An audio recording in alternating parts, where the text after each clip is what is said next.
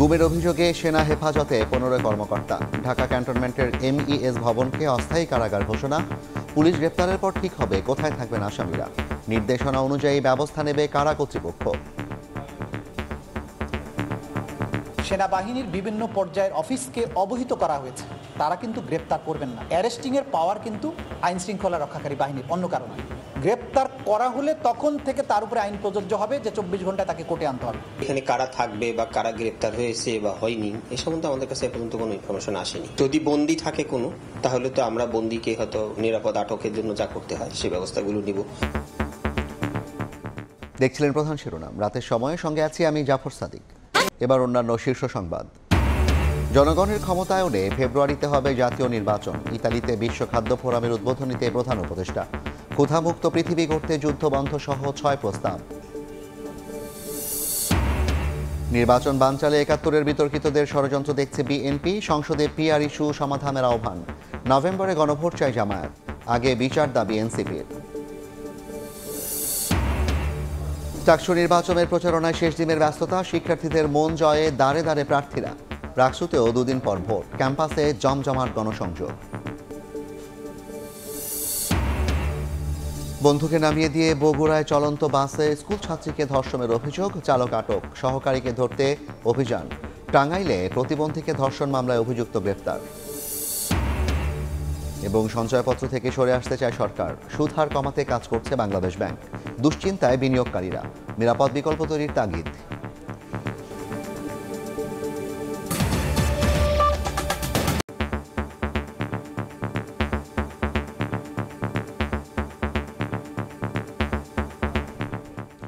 Dhaka সেনানিবাসের MES ভবনকে অস্থায়ী কারাগার ঘোষণা করে প্রজ্ঞাপন জারি করেছে স্বরাষ্ট্র মন্ত্রণালয়। চিফ প্রসিকিউটর বলেছেন, পুলিশ গ্রেফতারের পর আসামিদের কোথায় রাখা হবে তা ঠিক করবেন কারা কর্তৃপক্ষ। আর কারা কর্তৃপক্ষ বলছে নির্দেশনা অনুযায়ী ব্যবস্থা নেবেন তারা। গত 8 অক্টোবর গুমের মামলায় সাবেক ও বর্তমান 25 সেনা কর্মকর্তা সহ 30 জনের বিরুদ্ধে গ্রেফতারি পরোয়ানা জারি করেন আন্তর্জাতিক অপরাধ ট্রাইব্যুনাল। এর প্রেক্ষিতে গত শনিবার 15 জন সামরিক কর্মকর্তাকে হেফাজতে নেয়ার কথা জানায় সেনা সদর। সোমবার বিকেলে স্বরাষ্ট্র মন্ত্রণালয়ের কারা শাখা থেকে প্রকাশিত প্রজ্ঞাপনে বলা হয়, ফৌজদারি কার্যবিধি 1898-এর 541 ধারার 1 উপধারার ক্ষমতা বলে ঢাকার সেনানিবাসের বাসার রোডের MES ভবনকে সাময়িকভাবে কারাগার হিসেবে ঘোষণা করা হলো। ট্রাইব্যুনালের chief prosecutor advocate Tajul Islam বলেন, হেফাজতে থাকা সেনা কর্মকর্তাদের গ্রেফতার দেখানো হলে তাদের আদালতে হাজির করতে হবে। ট্রাইব্যুনাল কারাগারে পাঠানোর নির্দেশ দিলে তখন কারা কর্তৃপক্ষ ঠিক করবে আসামিরা সাব জেলে নাকি অন্য কারাগারে থাকবেন। তারা অবহিত থাকলে এই পরোয়ানাটা তামিল করতে তাদেরকে সাহায্য করতে পারবেন। সুতরাং অ্যারেস্টিংয়ের পাওয়ার কিন্তু আইন শৃঙ্খলা রক্ষাকারী বাহিনীর, অন্য কারণে। যদি পুলিশ তাদেরকে গ্রেপ্তার করে, গ্রেপ্তার করা হলে তখন থেকে তার উপরে আইন প্রযোজ্য হবে যে 24 ঘন্টায় তাকে কোর্টে আনতে হবে। কিন্তু আপনি যদি গ্রেপ্তার না দেখান, তাহলে তার ক্ষেত্রে ওই 24 ঘন্টার আইন তো প্রযোজ্য নয়। সেনানিবাসে সাময়িক কারাগার স্থাপনের বিষয়টি জানানো হয়েছে কারা অধিদপ্তরকেও। সহকারী কারা মহাপরিদর্শক বলছেন, এই কারাগারে কারা থাকবেন সে বিষয়ে কোনো তথ্য তাদের এখনো জানানো হয়নি। জিও জারি হয়েছে যে ক্যান্টনমেন্টের কোনো একটা জায়গাকে কারাগার হিসেবে ঘোষণা করেছে। যেহেতু এটা কারাগার হিসেবে ঘোষণা হয়েছে, সেহেতু অবশ্যই আমাদের অধীনে আসবে। সেখানে একটা জেল চালু হবে, সেখানে বন্দি আটক থাকবে, আমাদের স্টাফ এমপ্লয় হবে, ডিপ্লয়েড হবে ওই জায়গায়। কোন আসামি থাকবে এগুলোও জানি না, কারা থাকবে তাও যেহেতু জানি না এখনো, আমি ওই জন্য আমরা আসলে বিস্তারিত কিছু বলতে পারছি না। এটা আমাদের কেরানীগঞ্জের অধীনে একটা সাব জেল হিসেবে গণ্য হবে। আগামী 22 অক্টোবর গুমের এই মামলার পরোয়ানাভুক্ত আসামিদের ট্রাইব্যুনালে হাজির করার দিন ধার্য রয়েছে। আফজাল হোসেন, সময় সংবাদ, ঢাকা। ফেব্রুয়ারিতে জাতীয় নির্বাচনের মধ্য দিয়ে জনগণের ক্ষমতায়নের পথে এগিয়ে যাবে দেশ। ইতালির রোমে বিশ্ব খাদ্য ফোরামের উদ্বোধনী অনুষ্ঠানে একথা বলেছেন প্রধান উপদেষ্টা। ক্ষুধার জন্য অর্থনৈতিক অব্যবস্থাপনাকে দায়ী করে দারিদ্র্যমুক্ত বিশ্ব গড়তে 6 দফা প্রস্তাবনা তুলে ধরেছেন ডক্টর মোহাম্মদ ইউনূস। ইতালি সফরের দ্বিতীয় দিনে বাংলাদেশ সময় বিকেল 4টার দিকে রোমে বিশ্ব খাদ্য ফোরামের সদর দফতরে প্রবেশ করেন প্রধান উপদেষ্টা ডক্টর মোহাম্মদ ইউনূস। এ সময় অন্তর্বর্তী সরকার প্রধানকে স্বাগত জানান ঊর্ধ্বতন কর্মকর্তারা। দেয়া হয় উষ্ণ সংবর্ধনা। প্রধান অতিথি হিসেবে বিশ্ব খাদ্য ফোরামের উদ্বোধনী অনুষ্ঠানে যোগ দেন প্রধান উপদেষ্টা ডক্টর মোহাম্মদ ইউনূস। বক্তব্যের শুরুতে জুলাই শহীদদের স্মরণ করে তিনি বলেন, তরুণদের আকাঙ্ক্ষায় দেশ গড়তে পুনর্গঠন করা হচ্ছে সব প্রতিষ্ঠান। আগামী ফেব্রুয়ারিতে জাতীয় নির্বাচনের মাধ্যমে ক্ষমতায়নের পথে এগিয়ে যাবে দেশের জনগণ। A people's movement led by youth last year in Bangladesh. People of Bangladesh rose peacefully to reclaim their power to ensure democracy, peace, and human rights for all. It is our youth, the young people, full of courage and hope, who led that movement. Their demand was simple: to give power back to the people. Today, those young people are engaged in the rebuilding of our institutions. They are shaping a new Bangladesh. In coming February, we'll hold our national election, and with it, we institutionalize our commitment to justice and people's power. দারিদ্রতার জন্য অর্থনৈতিক অব্যবস্থাপনাকে দায়ী করে ক্ষুধামুক্ত পৃথিবী গড়তে ৬ দফা প্রস্তাবনা তুলে ধরেন doctor Yunus. Let me propose a few steps. Break the hunger, conflict cycle, stop the wars, start the dialogue, ensure food access in conflict zones. Keep the promises, fulfill the SDG finance commitments, take climate action seriously, and help the most vulnerable build resilience. Create regional food banks to manage shocks and stabilize supply chains. End export bans. Trade rules must support food security. Ensure access to and development of technology and innovation, especially for the global south and to the rural youth, both boys and girls. এ সময় কাঙ্ক্ষিত বিশ্ব গড়তে তরুণদের এগিয়ে আসার আহ্বান জানিয়ে সামাজিক ব্যবসায় জোর দেন প্রধান উপদেষ্টা। নাজমুস সালেহী, সময় সংবাদ। পিয়ার দাবিতে আন্দোলনে সুষ্ঠু নির্বাচন আয়োজনে বাধা দেওয়ার প্রচেষ্টা দেখছেন বিএনপি মহাসচিব মির্জা ফখরুল ইসলাম আলমগীর। নতুন এই পদ্ধতির বিষয়টি আগামী সংসদের উপর ছেড়ে দিতে হবে বলে জানিয়েছেন তিনি। আলাদা কর্মসূচিতে দলটির নেতারা বলেছেন, স্বাধীনতা যুদ্ধে যাদের বিতর্কিত ভূমিকা ছিল তারাই পিয়ারের নামে নির্বাচন বানচালের চেষ্টা করছে। নানা হিসেব নিকেশের পথ ধরে আগামী বছর ফেব্রুয়ারির নির্বাচনী যাত্রায় রাজনৈতিক দলগুলো নির্বাচন পদ্ধতি নিয়ে যুক্তিতর্কের পাশাপাশি জনসমর্থন আদায়ের কার্যক্রম চলছে সমানতালে। সোমবার গুলশান কার্যালয়ে খ্রিস্টান ফোরামের সঙ্গে মতবিনিময় করে বিএনপি। সভা শেষে গণমাধ্যমে কথা বলেন বিএনপি মহাসচিব মির্জা ফখরুল ইসলাম আলমগীর। বলেন, আসন্ন নির্বাচনে জনগণ ভোটের মাধ্যমে আরেকবার অসাম্প্রদায়িক বাংলাদেশের প্রমাণ দেবে। আগামী নির্বাচনে জনগণ আরেকবার রায় দেবে যে এই বাংলাদেশের মানুষ সত্যিকার অর্থেই তারা অসাম্প্রদায়িক এবং তারা বাংলাদেশি জাতীয়তা বিশ্বাস করেন। সুষ্ঠু নির্বাচন বিঘ্নিত করার অপচেষ্টা চলছে উল্লেখ করে বিএনপি মহাসচিব জানান, পিআর পদ্ধতি চালু হবে কিনা তা আগামী সংসদ নির্ধারণ করবে। পিআর আজকে হঠাৎ করে সামনেই যখন এই বিষয়টা আসছে এবং তার জন্য আন্দোলন হচ্ছে, তখন কিন্তু আপনার স্বাভাবিকভাবেই যারা অতি দ্রুত একটা নির্বাচন চান দেশে, আপনার গণতন্ত্রকে পুনঃপ্রতিষ্ঠা করার জন্য, গণতান্ত্রিক সরকার গঠন করার জন্য, গণতান্ত্রিক পার্লামেন্ট গঠন করার জন্য তারা আমরা একটু উদ্বিগ্ন হই। সেই জন্য আমরা খুব পরিষ্কার করে বলেছি যে এই বিষয়টা ওই আগামী পার্লামেন্টের উপরে ছেড়ে দিতে হবে। আগামী পার্লামেন্টের প্রতিনিধিরা যদি মনে করে যে তারা তারপর থেকে পিআরে যাবেন, জনগণ যদি মনে করে যে পিআরে যাবে। এদিন প্রেস ক্লাবে এক অনুষ্ঠানে বিএনপি চেয়ারপারসনের উপদেষ্টা আমানুল্লাহ আমান অভিযোগ করেন, স্বাধীনতা যুদ্ধে বিতর্কিত ভূমিকায় থাকা দল পিআরের নামে নির্বাচন বানচালের চেষ্টা করছে। বাংলাদেশে নির্বাচন নিয়ে একটি দল ষড়যন্ত্র করছে, চক্রান্ত করছে। স্বাধীনতার সময় যাদের বিতর্কিত ভূমিকা ছিল তারা আজকে পিআর পদ্ধতির নামে নির্বাচন বানচালের চেষ্টা করছে। কোনো ষড়যন্ত্রই সরকার ঘোষিত সময়ে নির্বাচন ঠেকাতে পারবে না বলে হুঁশিয়ারি দেন বিএনপি নেতারা। গণতান্ত্রিক মানুষ কোনো চক্রান্ত ষড়যন্ত্র তারা সহ্য করবে না। তাই মুরসালিন হক জুনায়েদ, সময় সংবাদ, ঢাকা।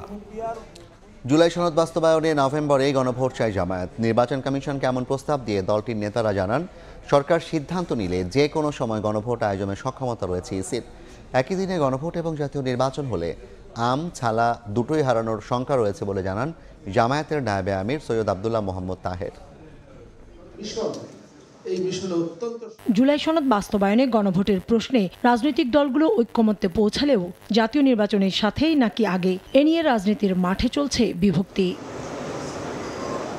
এমন সময় বাংলাদেশ জামায়াত ইসলামী জাতীয় নির্বাচনের আগেই গণভোট করার প্রস্তাব নিয়ে হাজির নির্বাচন কমিশনে। সোমবার জামায়াতের নায়েবে আমির সৈয়দ আব্দুল্লাহ মোহাম্মদ তাহেরের নেতৃত্বে 4 সদস্যের প্রতিনিধি দল ত্রয়োদশ সংসদ নির্বাচনকে সামনে রেখে ভোটের সার্বিক প্রস্তুতি নিয়ে নির্বাচন কমিশনের সঙ্গে বৈঠকে বসে। সিসিএএম নাসিরউদ্দিনের নেতৃত্বে 4 নির্বাচন কমিশনার ও ইসি সচিব এ বৈঠকে উপস্থিত ছিলেন। 2.5 ঘন্টার বৈঠক শেষে দলটির নায়েবে আমির জানান, পিআর পদ্ধতিতে ভোট হলে অনিয়ম হবে না, যার ফলে পিআর এবং ট্র্যাডিশনাল 2 পদ্ধতিতেই ইসিকে চিন্তা করার আহ্বান জানানো হয়েছে। পিআর সিস্টেম যদি হয়, কেন্দ্র দখল, ভোট কেন্দ্র দখল, দিনের ভোট রাতে হওয়া, সেটার সম্ভাবনাটা তো কমে যাবে। পিআর পদ্ধতি আর ট্র্যাডিশনাল পদ্ধতি, 2টা পদ্ধতির ব্যাপারে বিবেচনা করা উচিত। তারপরে এটার ফেট কী হবে সেটা নির্ধারণ করার পরেই বাকি নির্বাচনের রোডম্যাপের প্রস্তুতি সেটা হতে থাকবে। বলেন, জাতীয় নির্বাচনের দিনে নয়, গণভোট আলাদা দিনে হতে হবে। নভেম্বরে গণভোট করার অনুরোধ জানানো হয়েছে ইসিকে বলেও জানান নায়েবে আমির। একই দিন যদি হয় তাহলে রিফর্মসের যে ইস্যুটি, এটা একেবারেই একটা মাইনর হয়ে যাবে, অন্যায্য হয়ে যাবে। কারণ প্রত্যেকের অ্যাটেনশন থাকবে তার প্রত্যেক দলের লোকদেরকে নিয়ে নির্বাচনের কনসার্ন থাকার জন্য। আমরা নভেম্বরে গণভোট করার জন্য আমরা বলে আসছি। ইলেকশন কমিশন বলছে যদি গভর্নমেন্ট যদি সিদ্ধান্ত নেয় তাহলে এই সব যা যা প্রয়োজন প্রস্তুতি নেওয়ার জন্য এটাতে আমরা সক্ষম আছি। নির্বাচনের নিরপেক্ষতা বজায় রাখার দাবি জানিয়ে লটারির মাধ্যমে রিটার্নিং অফিসার নিয়োগের আহ্বান জানায় জামায়াত ইসলাম। লটারির মাধ্যমেই এই সমস্ত নিয়োগগুলো করবে। কাউসার চৌধুরী কুমু, সময় সংবাদ, ঢাকা। জুলাই হত্যাযজ্ঞের আসামিদের বিচার না হওয়া পর্যন্ত নির্বাচন দেওয়া ঠিক হবে না বলে মন্তব্য করেছেন জাতীয় নাগরিক পার্টির উত্তরাঞ্চলের মুখ্য সংগঠক সার্জিস আলম। দুপুরে জামালপুর জেলা পরিষদ মিলনায়তনে এক আলোচনা সভায় অংশ নিয়ে একথা বলেন তিনি। নির্বাচনে যাওয়ার আগে সাংগঠনিকভাবে এনসিপিকে শক্তিশালী করার চেষ্টা চলছে বলেও জানান সার্জিস। ভোটের ইস্যুতে এখনও সিদ্ধান্ত হয়নি বলেও মন্তব্য করেন এনসিপি নেতা। সভায় জামালপুরের প্রধান সমন্বয়কারী ও কেন্দ্রীয় যুগ্ম সদস্য সচিব লুৎফুর রহমান, ময়মনসিংহ বিভাগীয় সাংগঠনিক সম্পাদক আশিকিন আলম, কেন্দ্রীয় জাতীয় যুবশক্তির যুগ্ম আহ্বায়ক হিফজুর রহমান বকুল বক্তব্য রাখেন। আমাদের বিচার বিভাগ বলি, আমাদের অন্তর্বর্তীকালীন সরকার বলি, তারাও তাদের জায়গা থেকে এই গণহত্যার সাথে সরাসরি জড়িত এবং এদের নির্দেশদাতা যারা, তাদের রায় তারা প্রকাশ না করে, রায় না দিয়ে, কার্যকরের পথে না যেয়ে তারাও নির্বাচনের কথা বলবেন না। আমরা মনে করি যে এনসিপি এবং বাংলাদেশের স্বার্থে আমাদের এনসিপি এককভাবেও আগামী নির্বাচনে যেতে পারে, কোনো অ্যালায়েন্সের মধ্য দিয়ে নির্বাচনে যেতে পারে। এ নিয়ে আলোচনার জন্য স্টুডিওতে আছেন সহকর্মী সানবীর রুপুল। সরাসরি যাচ্ছি তার কাছে। রুপুল, আপনাকে স্বাগত জানাচ্ছি। রুপুল, আজকেই প্রধান উপদেষ্টা রোমে বিশ্ব খাদ্য সংস্থার সভায় ভাষণ দিতে গিয়ে বললেন যে ফেব্রুয়ারিতে জনগণের হাতে নির্বাচিত সরকারের মাধ্যমে তুলে দেওয়া হবে। সেখানে আমরা দেখছি যে আজকেই বিএনপি নির্বাচন নিয়ে আবার আশঙ্কা প্রকাশ করেছেন এবং বিতর্ক তৈরি হয়েছে এক ধরনের। কেন এই শঙ্কা কিংবা বিতর্ক তৈরি হচ্ছে? বারবার শঙ্কা প্রকাশ করছে। তার সবচেয়ে বড় যে কারণটি আমার কাছে মনে হয়েছে সেটি হচ্ছে কোন পদ্ধতিতে নির্বাচন হবে, এটি এখন পর্যন্ত আসলে দ্বিধাবিভক্ত একটি অবস্থার মধ্যে থেকে রাজনৈতিক অঙ্গনে আসলে আছে, যে কারণে মানুষজন যারা ভোটার তারা যেমন আসলে সংশয় আছে, তেমনি রাজনৈতিক দলগুলো তারাও সংশয় প্রকাশ করছে। সেটি একটা রাজনীতির একটা অংশ। যদিও এখনো পর্যন্ত নির্বাচন কমিশন সে তার আগের অবস্থানে আছে, অর্থাৎ আগের যে পদ্ধতিতে আমাদের নির্বাচন হতো সেই পদ্ধতিতে তারা প্রস্তুতি নিচ্ছে। অন্যদিকে পিআর বিষয়ে আজকে জামাত ইসলামী তারাও কিন্তু নির্বাচন কমিশনে গেছে। তবে দিনভর নানান রাজনৈতিক কর্মকাণ্ডের মধ্যে বিএনপি যে বিষয়গুলো নিয়ে কথা হয়েছে সেই বিষয়গুলো একটু দেখে নিতে চাই। যে মির্জা ফখরুল ইসলাম আলমগীর তিনি সুষ্ঠু নির্বাচনের আয়োজন বিঘ্ন করার চেষ্টা তিনি আবারও দেখছেন। আপনি যেটি দিয়ে শুরু করলেন, পিআর ইস্যুতে সিদ্ধান্ত নির্বাচিত সংসদের উপর ছেড়ে দেওয়ার আহ্বান জানিয়েছে। অর্থাৎ পিআর ইস্যুটা নিয়ে, যে ইস্যুটা নিয়ে এখন আসলে নির্বাচন নিয়ে সংশয় কোন পদ্ধতিতে হবে, সেই পদ্ধতি ঠিক করার যে বিষয় সেটি এই কম সময়ের মধ্যে আসলে পুরোপুরি করা সম্ভব নয়। যার ফলে এই পিআর আন্দোলনকে বিএনপি বারবারই বলছে একটি অমূলক আন্দোলন এবং অমূলক দাবিও বলছে। যার ফলে আগামীতে সংসদে যারা যাবেন তারাই এই বিষয়টি নিয়ে আলাপ আলোচনা করে পরবর্তী সংসদের হাতে ছেড়ে দিতে চাইছেন। এবং কোনো ষড়যন্ত্র নিয়ে কথা বলা হচ্ছে যে যারা আসলে ভোটার আছেন তাদের আসলে নির্বাচন নিয়ে অনেক বেশি আগ্রহ থাকলেও দেখা যায় যে এই নির্বাচন নিয়ে ষড়যন্ত্রের গন্ধ পাচ্ছেন এবং ৭১-এর বিতর্কিতরা এই ষড়যন্ত্রের অংশ, সেটি বলছেন বিএনপির নেতা আমানুল্লাহ আমান। এবং যে কোনো ষড়যন্ত্রই ঘোষিত সময়ের মধ্যে নির্বাচন ঠেকাতে পারবে না, সেটিও আবার তারা নিশ্চিত করছেন, এরকম একটা বিষয়। অন্যদিকে আমরা জামায়াতের যাওয়ার আগে আমি একটু প্রশ্ন করতে চাই, যেটি আমরা আমাদের সংবাদে দেখলাম যে জামায়াতের একজন নেতা তিনি বলছেন যে গণভোট ও জাতীয় নির্বাচন একই দিনে হলে আম ছালা দুটোই যাবে। কার আম ছালা চলে যাবে আসলে? এটি খুবই ইন্টারেস্টিং একটা প্রশ্ন করেছেন যে আম ছালা দুটোই যাবে। এসব খুব সম্ভবত যে আসলে নির্বাচন যে উদ্দেশ্যে করা এবং জুলাই আন্দোলন যে একটি প্রেক্ষাপট তৈরি করেছে এবং সারা বাংলাদেশে যে নির্বাচন বিমুখ একটি অবস্থা তৈরি হয়েছে সেই অবস্থাটি যেন কেটে যায়, সেজন্যই এই জাতীয় নির্বাচনটি সবাই তাকিয়ে রয়েছে, সারা বিশ্ব যেমন তাকিয়ে রয়েছে, বাংলাদেশের মানুষও তাকিয়ে রয়েছে। দীর্ঘদিন ভোটের যে অভাব, গণতান্ত্রিক পরিবেশের যে অভাব, সেই পরিবেশের অভাব তারা যাতে সংশয় কেটে যায় সেটি। এবং জামাত যেটা বলতে চাইছে, আজকে তারা নির্বাচন কমিশনে গিয়ে তখনও পিআর পদ্ধতি এবং প্রচলিত পদ্ধতি দুটি পদ্ধতিতেই নির্বাচনের কথা বলেছে, যে পিআর পদ্ধতিতে তারা চায়, তারপরেও আগের যে পদ্ধতি সে প্রচলিত পদ্ধতি সেই পদ্ধতিটাও বিবেচনা করার বিষয় কিন্তু আছে। এই কারণে বলেছে হয়তো যে পিআর পদ্ধতি তারা একটি নিশ্চিত করেছে যে পিআর পদ্ধতির নির্বাচন হলে সেটি হবে অবাধ, সুষ্ঠু, নিরপেক্ষ এবং বাংলাদেশের যে লেজুর ভিত্তিক রাজনীতি, সেই রাজনীতির লেজুর ভিত্তি সেটি কেটে যায়। জামায়াতের বক্তব্য, সেটি জামাতের বক্তব্য, সেটি আসলে অন্য রাজনৈতিক দলের বক্তব্য ভিন্ন হোক। এবং আরেকটি বলতে চাই যে জুলাই হত্যার বিচার এর আগে নির্বাচন দেওয়া ঠিক হবে না, এটি উত্তরের মুখ্য সমন্বয়ক সার্জিস আলম তিনি আবারও বলছেন এবং বরাবরই কিন্তু এনসিপির নেতারা তারা এই কথাটি বলে। পিআর মানুষ কতটা বোঝে আসলে? পিআর মানুষ কতটা বোঝে সেটি নিয়ে আজকে একটি জরিপের ফলাফল প্রকাশ পেয়েছে। আমরা একটু সেই জরিপের ফলাফল নিয়ে একটি প্রতিবেদন আছে, সেটি দেখে নেই। দেশের 68.2% নারী এবং 45.9% পুরুষ সংসদের উচ্চকক্ষ এবং পিআর পদ্ধতি বোঝেন না। গবেষণা প্রতিষ্ঠান ইউনোভিশনের জরিপে উঠে এসেছে এ তথ্য। এদিকে জেএনজি ভোটাররাই সবচেয়ে বেশি সিদ্ধান্তহীনতায় ভুগছে বলে উঠে এসেছে জরিপে। জামাত এবং বিএনপির মধ্যে পার্থক্য। জাতীয় নির্বাচনকে সামনে রেখে দুটি জরিপ প্রকাশ করেছেন ইনোভেশন কনসাল্টিং, যেখানে উঠে আসে ভোট নিয়ে সাধারণ মানুষের ভাবনা। এই নিয়ে আলোচনার জন্য সোমবার রাজধানীর কারওয়ান বাজারে এক গোল টেবিল বৈঠকের আয়োজন করে গবেষণা প্রতিষ্ঠানটি।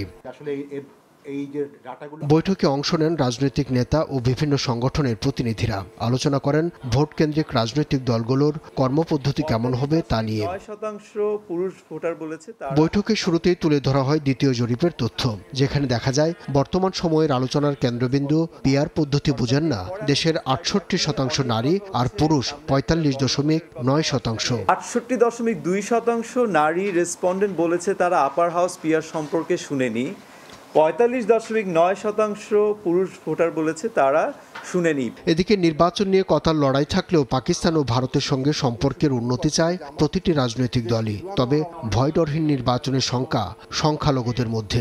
নারীরা মনে করছেন না এখনো যে তার মতামতটা ম্যাটার করে। তবে রাজনৈতিক দলগুলোর জন্য আশা কিংবা দুরাশার খবর হলো ক্রমাগত বাড়ছে সিদ্ধান্তহীনতায় ভোগা ভোটারদের সংখ্যা। পার্টি সিম্বল আমরা যে শাপলা চেয়েছি ওটা না দেওয়াটা এটা ইনসাফ হবে না। আমরা জুলাই পদযাত্রা করেছিলাম সারা বাংলাদেশে, ওই জায়গায় মানুষ স্বতঃস্ফূর্তভাবে শাপলা নিয়ে আসছে। প্যানেলিস্টদের কারো কারো মতে বিএনপির ভারপ্রাপ্ত চেয়ারম্যান তারেক রহমান দেশে ফিরলেই পাল্টে যেতে পারে এসব জরিপের হিসেব নিকেশ। আমাদের বাংলাদেশে আপনারা জানবেন যে আব্দুল্লাহ শাফি, সময় সংবাদ, ঢাকা।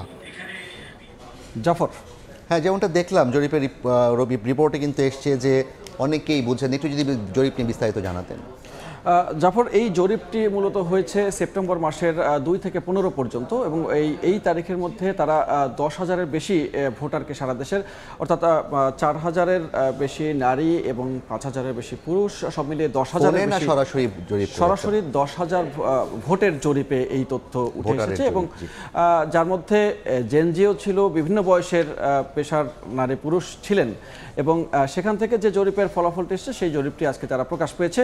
এবং আমরা একটু দেখে নিতে চাই সংক্ষেপে যে এই জরিপের, আপনি প্রথমেই বলেছিলেন যে কত শতাংশ ভোটার পিআর বোঝেন। তাদের যে জরিপ, সেই জরিপে নিশ্চয়ই এখন আপনি বুঝতে পেরেছেন যে 68% নারী এবং 45% পুরুষ তারা উচ্চকক্ষে এবং পিআর এই পদ্ধতিটা বোঝে না, যেহেতু এটি প্রচলিত পদ্ধতি নয়। বাংলাদেশ দীর্ঘদিন থেকে এইরকম কোনো পদ্ধতির মুখোমুখি হয়নি, এবারই প্রথম সেই বিষয় নিয়ে আলাপ আলোচনা হয়েছে।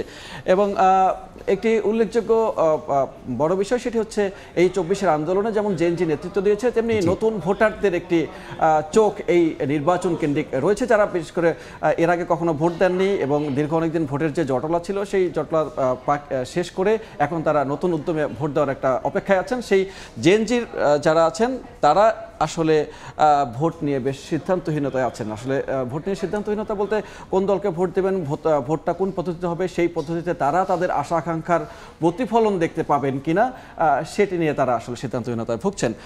অন্যদিকে সবশেষ আমাদের রিপোর্টের হচ্ছে লাইনটি ছিল যে তারেক রহমান আসলেই দেশে ফিরলেই হয়তো এই ভোটের জরিপের ফলাফল এলোমেলো হয়ে যেতে পারে। এটি কি জরিপের কথা নাকি? এটিও সেখানে রাজনৈতিক দলগুলো আজকে সেই জরিপ প্রকাশ অনুষ্ঠানে উপস্থিত ছিলেন, সেখানকার কথা, এবং জরিপেও এরকম একটি বিষয় উঠেছে যে যতই সময় করাবে ততই নির্বাচন কেন্দ্রিক, কিন্তু বলা যাচ্ছে না নির্বাচন যে আসলে কোন দিকে সমীকরণ বদলাতে পারে। আপনাকে ধন্যবাদ সানমির রূপল। আমাদের সঙ্গে যুক্ত হয়েছিলেন সহকর্মী সানমির রূপল, জানাচ্ছিলেন আজকে রাজনৈতিক যে আলাপ সেই বিষয়ে বিস্তারিত। রাতের সময় আরও থাকছেন। বাড়ল ভোজ্য তেলের দাম, বোতলজাত লিটারে 6 টাকা, খোলা সয়াবিন 8 টাকা বাড়িয়ে নতুন দর কাল থেকে কার্যকর। মন্ত্রণালয়ের সঙ্গে আলোচনার পর সিদ্ধান্ত। শেষ মুহূর্তে প্রচারণায় ব্যস্ত চাকসু ও রাকসু নির্বাচনের প্রার্থীরা। দিচ্ছেন নিরাপদ, বৈষম্যহীন ও শিক্ষার্থী বান্ধব ক্যাম্পাস গড়ার প্রতিশ্রুতি। জোরদার করা হয়েছে ক্যাম্পাসের নিরাপত্তা। প্রস্তুতি প্রায় সম্পন্ন। সুষ্ঠু ও নিরপেক্ষ ভোটের প্রতিশ্রুতি নির্বাচন কমিশনের। রাকসু নির্বাচনে 2000 পুলিশ সদস্য, 12 প্ল্যাটুন র্যাব সদস্য এবং 6 প্ল্যাটুন বিজিবি সদস্য মোতায়েন থাকবে বলে জানিয়েছে প্রশাসন।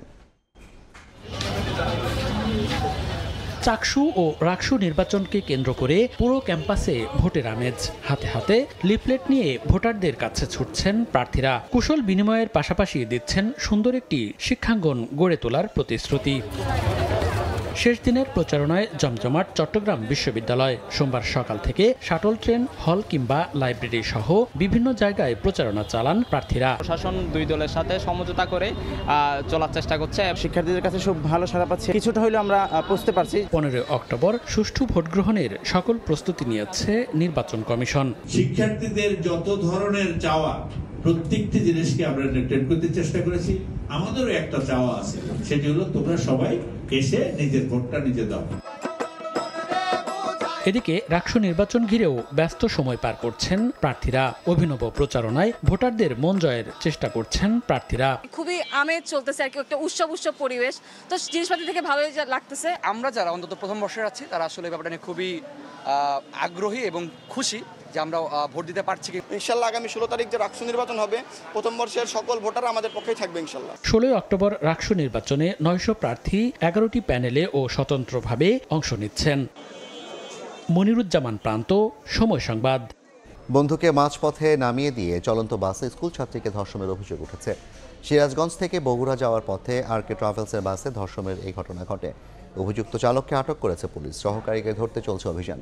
অন্যদিকে টাঙ্গাইলের কালিহাতীতে প্রতিবন্ধী তরুণীকে ধর্ষণে অভিযুক্ত গ্রেফতার হয়েছে। বন্ধুর সঙ্গে বাসে করে বেড়াতে যাওয়ার সময় চলন্ত বাসে স্কুল শিক্ষার্থীকে ধর্ষণের অভিযোগ উঠেছে চালক ও সহকারীর বিরুদ্ধে। সোমবার সকাল 10টার দিকে বগুড়া যাওয়ার উদ্দেশ্যে সিরাজগঞ্জের কড্ডার মোড় থেকে আরকে ট্রাভেলসের বাসে ওঠেন ভুক্তভোগী শিক্ষার্থী ও তার বন্ধু। বগুড়া শহরে ঢোকার আগে অন্য যাত্রীরা নেমে গেলে বাস চালক সাকিব হাসান ও হেলপার ভয় দেখিয়ে ভুক্তভোগীর বন্ধুকে বাস থেকে নামিয়ে দেয়। এরপর চলন্ত বাসে ওই শিক্ষার্থীকে ধর্ষণ করে বলে অভিযোগ উঠেছে। আঙ্কেল, আমি এখানে মেলা বেড়াইতে আসছিলাম, আমাকে আমার বয়ফ্রেন্ডকে নামে দিয়ে আমার এই হেল্পার ড্রাইভার আমাকে জোর জবরদস্তি করছে। তখন তো মনে করেন আমার এত রাগ উঠে গেছে, আমি আসে তো ওই ছেলেকে একটা বাড়ি মারছি। আমার তো ওই ছেলেকে মারতেই যায়নি, ওই ছেলে উচিত ছিল গিরে মিরে ফাটে ফেলা দেওয়া। বিকেলে চালক সাকিব ভুক্তভোগীকে নিয়ে শহরের ঠনঠনিয়া বাস স্ট্যান্ডে পৌঁছালে আশপাশের পরিবহন শ্রমিকরা টের পেয়ে তাকে উদ্ধার করে। পরে আরকে পরিবহনের কাউন্টারের কর্মীরা ভুক্তভোগীকে ভয় ভীতি দেখিয়ে আরেকটি বাসে সিরাজগঞ্জে পাঠিয়ে দেয়। ঘটনা জেনে টাঙ্গাইলের এলেঙ্গা থেকে অভিযুক্ত চালক সাকিবকে আটক করেছে পুলিশ। হেলপারকে ধরতে চলছে অভিযান। এদিকে প্রতিবন্ধী তরুণীকে ধর্ষণের মামলায় টাঙ্গাইলের কালিহাতী থেকে অভিযুক্তকে গ্রেফতার করেছে পুলিশ। বিকেলে প্রেস ব্রিফিংয়ে র্যাব জানায়, ভুক্তভোগী বাক শ্রবণ প্রতিবন্ধীকে অভিযুক্ত ইসমাইল প্রায়ই ভয়ভীতি দেখিয়ে ধর্ষণ করত। অভিযুক্ত কর্তৃক ভিকটিমকে তার পরিবারের সদস্যদের মৃত্যুর ভয় দেখিয়ে চুপ থাকতে বলা হয়। এই কারণে ভিকটিম দীর্ঘদিন অতিবাহিত হলেও পরিবারের সদস্যদের নিকট কিছু না বলে ধর্ষণের বিষয়টি গোপন করেন। কিছুদিন পরে ভিকটিমের চলাফেরা সহ শরীরের পরিবর্তন হলে ভিকটিম ইশারা ও লেখনির মাধ্যমে ধৃত ধর্ষক কর্তৃক ধর্ষিত হয়েছে তা প্রকাশ করে।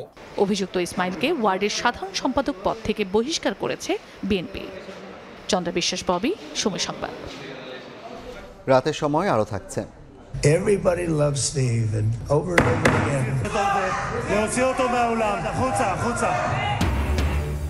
ইসরায়েলি পার্লামেন্টে ট্রাম্পের ভাষণের সময় স্বাধীন ফিলিস্তিনের দাবি বের করে দেয়া হলো 2 এমপিকে। গাজা চুক্তির জন্য মুসলিম বিশ্বকে ধন্যবাদ মার্কিন প্রেসিডেন্টের। দাবি মেনে না নিলে মার্চ টু সচিবালয়ের কর্মসূচির হুঁশিয়ারি দিয়েছেন আন্দোলনরত এমপিওভুক্ত শিক্ষকরা। কর্মবিরতির ডাক দিয়ে দ্বিতীয় দিনের মতো কেন্দ্রীয় শহীদ মিনারে অবস্থান কর্মসূচি পালন করেন তারা। এদিকে শিক্ষকদের আন্দোলনের সঙ্গে সংহতি জানিয়েছে বেশ কয়েকটি রাজনৈতিক দলের নেতারা।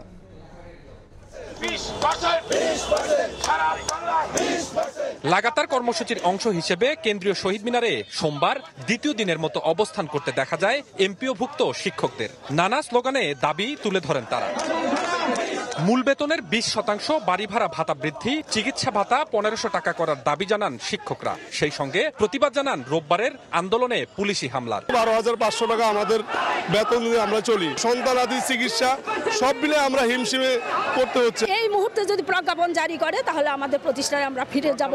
বিভিন্ন সময় আশ্বাস দেওয়া হলেও দাবি মানা হয়নি অভিযোগ করে আন্দোলনরত শিক্ষকরা বলেন এবার প্রজ্ঞাপন ছাড়া ক্লাসে ফিরবেন না তারা। দাবি মেনে না নিলে মার্চ টু সচিবালয়ের হুঁশিয়ারি দেন তারা। আগামীকাল দুপুর 12টায় শহীদ মিনার থেকে মার্চ টু সচিবালয় কর্মসূচি। এদিকে শহীদ মিনারের শিক্ষকদের আন্দোলনে সংহতি জানান জামায়াত ইসলামী, ইসলামী আন্দোলন, খেলাফত মজলিস, নাগরিক ঐক্য সহ বেশ কয়েকটি রাজনৈতিক দলের নেতারা। মুখে মুখে শিক্ষকদের সম্মান করা হলেও বাস্তব চিত্র একেবারে উল্টো, এমনটাই অভিযোগ নেতাদের। জাতির বৃহত্তর স্বার্থে আপনি শিক্ষক ভাইদের ন্যায্য দাবি, যৌক্তিক দাবি আপনি এটা পূরণ করবেন। যাদের মাধ্যমে দেশ এবং জাতি গড়ে ওঠে তাদেরকে অবমূল্যায়ন করা মানে দেশকে অবমূল্যায়ন করা। এ সময় সমস্যার দ্রুত সমাধানে সংশ্লিষ্টদের প্রতি আহ্বান জানান জামায়াতের নায়েবে আমির অধ্যাপক মুজিবুর রহমান। আর শিক্ষকদের উপর পুলিশি হামলার নিন্দা জানান নাগরিক ঐক্যের আহ্বায়ক মাহমুদুর রহমান মান্না। এতগুলো লোক এখানে আছে, সরকার জানে না? সরকার যদি না জানে সরকার আছে কেন? শান্তিপূর্ণ আন্দোলনের মাধ্যমে আপনাদের দাবি আদায়ের আন্দোলনকে চালিয়ে যাবেন ইনশাআল্লাহ, এবং এটা পূরণ হবে আমরা আশা করছি। প্রধান উপদেষ্টা উদ্যোগ নিলে একদিনেরও ব্যাপার না সমাধান হওয়ার জন্য। এদিকে এমপিওভুক্ত শিক্ষকদের কর্মবিরতির কারণে কিছু শিক্ষা প্রতিষ্ঠানে পাঠদান বন্ধ থাকার খবর পাওয়া গেছে। স্বপন আহমেদ, সময় সংবাদ, ঢাকা। র্যাগিংয়ের অভিযোগে জাহাঙ্গীরনগর বিশ্ববিদ্যালয়ের একই বিভাগের 16 শিক্ষার্থীকে সাময়িক বহিষ্কার করেছে কর্তৃপক্ষ। সন্ধ্যায় বিশ্ববিদ্যালয়ের রেজিস্ট্রার অফিস থেকে সংক্রান্ত নোটিশ দেওয়া হয়। 12 অক্টোবর রাতে ক্যাম্পাসের 21 নম্বর ছাত্র হলের 403 নম্বর কক্ষে 54তম ব্যাচের কয়েকজন শিক্ষার্থীকে র্যাগিংয়ের অভিযোগ উঠে 16 জনের বিরুদ্ধে। খবর পেয়ে হলের কর্মকর্তারা ভুক্তভোগীদের উদ্ধার করেন। অভিযুক্তরা প্রাণ রসায়ন ও অনুপ্রাণ বিজ্ঞান বিভাগের 53তম ব্যাচের শিক্ষার্থী। লিটারে 6 টাকা বাড়িয়ে 1 লিটার বোতলজাত সয়াবিন তেলের দাম 195 টাকা নির্ধারণ করেছে Bangladesh vegetable oil refiners and vanaspati manufacturers association. সোমবার গণমাধ্যমে পাঠানো বিজ্ঞপ্তিতে বাণিজ্য মন্ত্রণালয়ের সঙ্গে আলোচনা সাপেক্ষে দাম বাড়ানোর কথা জানানো হয়েছে। নতুন মূল্য তালিকায় খোলা সয়াবিনে লিটার প্রতি 8 টাকা বাড়িয়ে 177 এবং বোতলজাত 5 লিটারে 23 টাকা বাড়িয়ে 945 টাকা নির্ধারণ করা হয়েছে। নতুন দাম মঙ্গলবার থেকে কার্যকর হবে। সঞ্চয়পত্র থেকে সরে আসতে চায় সরকার। এজন্য আগামী বছর সুদ হার আরও কমাতে কাজ করছে বাংলাদেশ ব্যাংক। সরকারের ঋণ ভার কমাতে এমন সিদ্ধান্তকে বাণিজ্যিক ব্যাংকগুলো ইতিবাচক হিসেবে দেখলেও বিনিয়োগকারীদের কপালে গভীর হচ্ছে চিন্তার ভাঁজ। সাইফুল ইসলামের রিপোর্ট। উচ্চমূল্যস্ফীতির সঙ্গে লড়াই করে টিকে থাকতে যাপিত জীবনে অনেক পরিবারের ভরসা সঞ্চয়পত্র। বাড়তি ব্যয়ের যোগান দিতে কাউকে হাত দিতে হয়েছে সঞ্চয়পত্র কিনে জমানো অর্থভাণ্ডারে। মানুষ এখানে একটু নির্ভরযোগ্য জায়গা মনে করে এখানে ইনভেস্ট করে। ইনভেস্টমেন্ট করার মতো সুযোগ সুবিধা যাদের নাই তারা তো অসুবিধায় পড়বে। বাজেট ঘাটতি মিটিয়ে উন্নয়ন অর্থায়নে সরকারেরও আস্থা সঞ্চয়পত্রে। উচ্চ সুদে বিভিন্ন মেয়াদী সঞ্চয়পত্র বিক্রি করে সরকার একদিকে যেমন সচল রাখে অর্থনৈতিক কর্মকাণ্ড, তেমনি বড় এক জনগোষ্ঠীকে দেয় আর্থিক নিরাপত্তা। তবে এই সঞ্চয়পত্র থেকে সরে আসতে চায় সরকার। এরই মধ্যে নিরাপদ এই মাধ্যমে বিনিয়োগকে নিরুৎসাহিত করতে পদক্ষেপ নিয়েছে কেন্দ্রীয় ব্যাংক। গেল জুন থেকে আগামী ডিসেম্বর পর্যন্ত সঞ্চয়পত্রের সুদ হার কমিয়ে সর্বোচ্চ 11.98% আর সর্বনিম্ন করা হয়েছে 9.72%।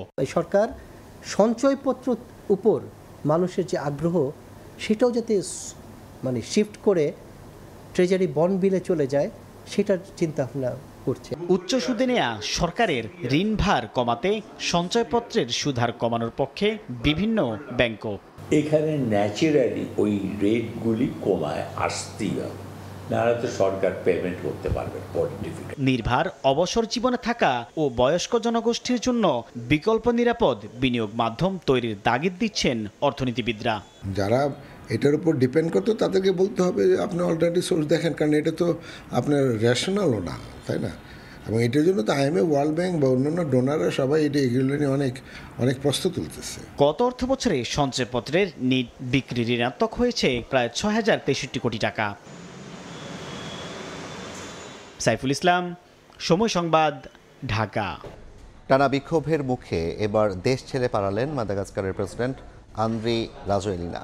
রয়টার্সের তথ্য অনুযায়ী 2 সপ্তাহ ধরে দুর্নীতি, দারিদ্র্য ও সরকারের ব্যর্থতার বিরুদ্ধে বিক্ষোভ করে আসছে দেশটির তরুণ প্রজন্ম। সেনাবাহিনীর গুরুত্বপূর্ণ ইউনিট ক্যাপসার্ট প্রেসিডেন্টের প্রতি আনুগত্য প্রত্যাহার করে বিক্ষোভকারীদের পাশে দাঁড়ায়। এতে প্রশাসনের নিয়ন্ত্রণ হারিয়ে ক্রমে বিচ্ছিন্ন হয়ে পড়েন রাজোয়েলিনা। গত 25 সেপ্টেম্বর পানি ও বিদ্যুৎ সংকটের প্রতিবাদে রাস্তায় নামেন সাধারণ মানুষ। ধীরে ধীরে তা সরকার বিরোধী বিক্ষোভে রূপ নেয়। ইসরায়েলি পার্লামেন্ট নেসেটে মার্কিন প্রেসিডেন্ট ডোনাল্ড ট্রাম্পের ভাষণের সময় দাবি উঠল স্বাধীন ফিলিস্তিনের। এ সময় 2 ইসরায়েলি পার্লামেন্ট সদস্যকে বের করে দেওয়া হয়। এদিকে যুদ্ধবিরতি কার্যকরের পর বন্দি বিনিময় করেছে ইসরায়েল হামাস। স্থানীয় সময় সোমবার গাজা থেকে রেড ক্রসের কাছে হস্তান্তর করা হয় 20 ইসরায়েলি জিম্মিকে। ঐতিহাসিক এই মুহূর্তের সাক্ষী হন অনেকে। সেখান থেকে দেশটির একটি সেনা ঘাঁটিতে মেডিকেল চেক আপের জন্য নেওয়া হয় মুক্ত হওয়া ইসরায়েলিদের। চুক্তির অংশ হিসেবে ইসরায়েলি কারাগারে বন্দী থাকা প্রায় 2000 ফিলিস্তিনিকে হস্তান্তর করে নেতানিয়াহু প্রশাসন।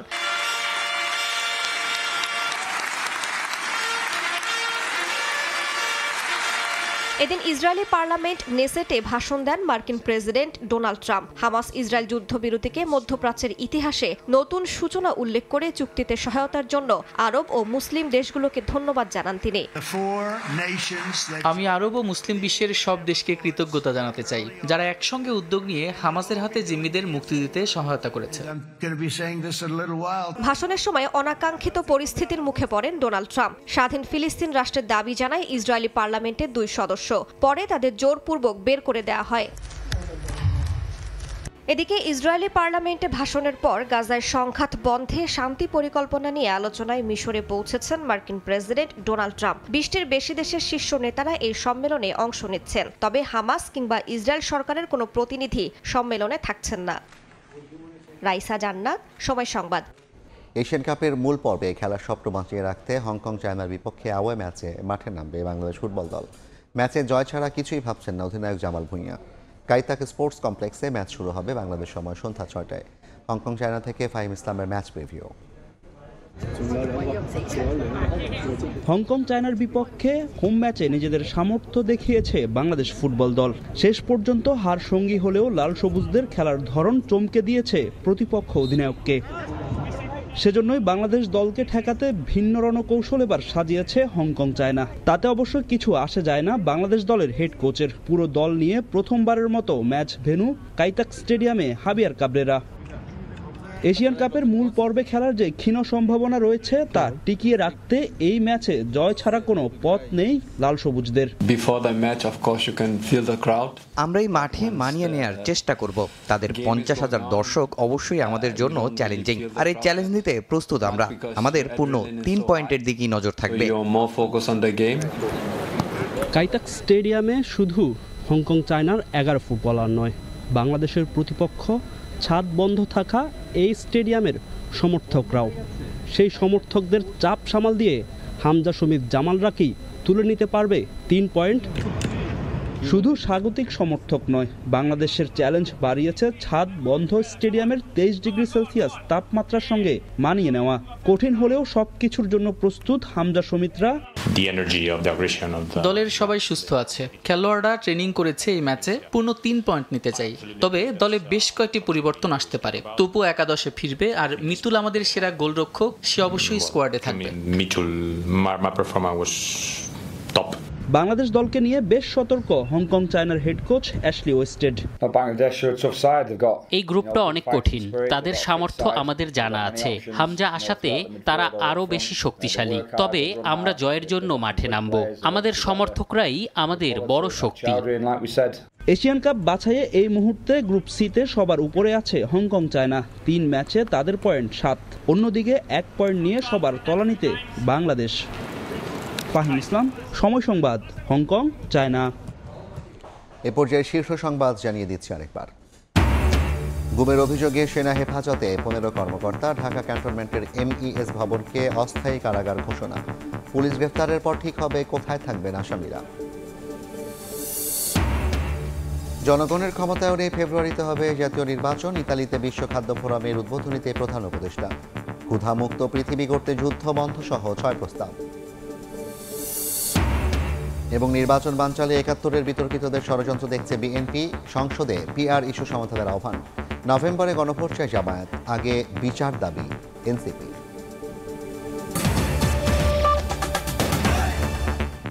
এই ছিল রাতের সময়, এরপর দেখবেন সম্পাদকীয়। সঙ্গে থাকুন সময়।